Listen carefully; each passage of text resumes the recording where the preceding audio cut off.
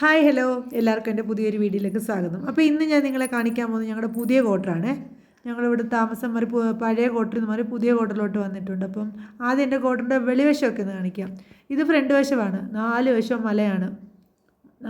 ഇതിപ്പോൾ അങ്ങോട്ട് മാറി ആ കാണുന്ന ബിൽഡിംഗ് ആയിരുന്നു എൻ്റെ പഴയ ക്വാർട്ടർ.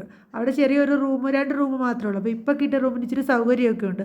അപ്പോൾ എൻ്റെ കൂട്ടുകാർ ഒരുപാട് പേര് എന്നോട് പറഞ്ഞ ക്വാർട്ടറിൻ്റെ വീഡിയോ ഒക്കെ ഒന്നിടണേന്ന്. അപ്പോൾ ഇന്ന് ക്വാർട്ടർ കാണാം. ഇനി ഞങ്ങളുടെ സൈഡ് വശമാണ്, അവിടെയാണ് തുണിയൊക്കെ കഴുകിയിടുന്നത്.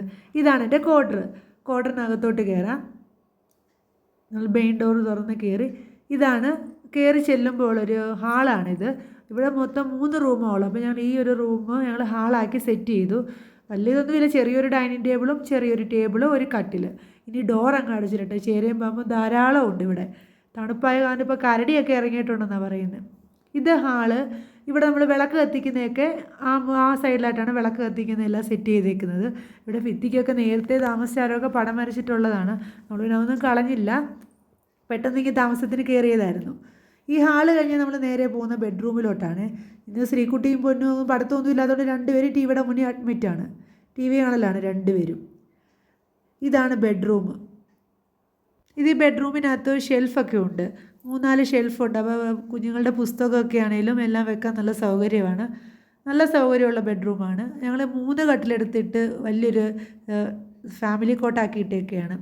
പിന്നെ നമുക്ക് നേരെ എൻ്റെ സാമ്രാജ്യത്തിലേക്ക് പോകാം. എൻ്റെ അടുക്കള നല്ല രീതിയിൽ അത്യാവശ്യം ഷെൽഫും കാര്യങ്ങളും ഒക്കെ ഉണ്ട്, നല്ല സൗകര്യമൊക്കെ ഉണ്ട്, കുഴപ്പമൊന്നുമില്ല. അടുക്കളയുടെ ജനലിന് ഇച്ചിരി കംപ്ലൈൻ്റ് ഉള്ളൂ, നെറ്റൊക്കെ പോയി കിടക്കുക. അപ്പോൾ റെഡിയാക്കാൻ ആൾ വരുമെന്നുകൊണ്ട് ഇതുവരെ വന്നില്ല. പിന്നെ ഇവിടെ ചെറിയ കബോർഡും സംഗതികളൊക്കെ ഉണ്ട്. അതുകൊണ്ട് എല്ലാ പാത്രങ്ങളൊക്കെ ആണെങ്കിലും ഒത്തിരി നിരത്താതെ എടുത്ത് വെക്കാൻ പറ്റും. ഞാൻ അരി കിടന്ന് തിളയ്ക്കുന്നുണ്ട്, ഉച്ചക്കലത്തേക്കുള്ള ചോറാണ്. പിന്നെ നമുക്ക് അടുക്കളയിൽ നിന്ന് നേരെ ഒരു ചെറിയൊരു പാസേജ് പോലാണ്. ഇവിടെ എൻ്റെ ബാത്റൂം ഇവിടെയാണ്. ബാത്റൂമിനകത്താണെങ്കിലും നല്ല അടുക്കളയേക്കാൾ നല്ല വലിപ്പമുള്ള ബാത്റൂമാണ്. വാഷിംഗ് മെഷീനൊക്കെ ആണെങ്കിലും വെക്കാൻ നല്ല സൗകര്യമുണ്ട്. മറ്റേ പഴയ റൂമിലായിരുന്നെങ്കിൽ, പഴയ കോട്ടലാണെങ്കിൽ ഞങ്ങൾ കിടക്കുന്ന റൂമിലായിരുന്നു വാഷിംഗ് മെഷീൻ വെക്കുന്നത്. കഴുകേണ്ട ടൈമിൽ മാത്രം എടുത്ത് ബാത്റൂമിൻ്റെ വാതിൽ കൊണ്ടുവച്ചിട്ട് തുണി വാഷ് ചെയ്യും. ഭയങ്കര ബുദ്ധിമുട്ടായിരുന്നു. ഇവിടെ ഇപ്പോൾ നല്ല സൗകര്യമുണ്ട്. അത് കഴിഞ്ഞ് നമ്മൾ പോകുന്ന മറ്റൊരു റൂമിലേക്കാണ്. ഇത് സാധാരണ ഇവിടെയുള്ള എല്ലാവരും ഈ ഒരു റൂം സ്റ്റോർ റൂമാക്കി എടുത്തേക്കുന്നത്. ഞാനും അതുപോലെ. അലമാരിയൊക്കെ ഇതിനകത്താണുള്ളത്. അല്ല, പുതിയൊരു അലമാരിയൊക്കെ ഇവിടെ കിട്ടിയിട്ടുള്ളത് കേട്ടോ. പഴയ ക്വാർട്ടറിൽ ഒത്തിരി പഴയ ഒരു അലമാരിയായിരുന്നു.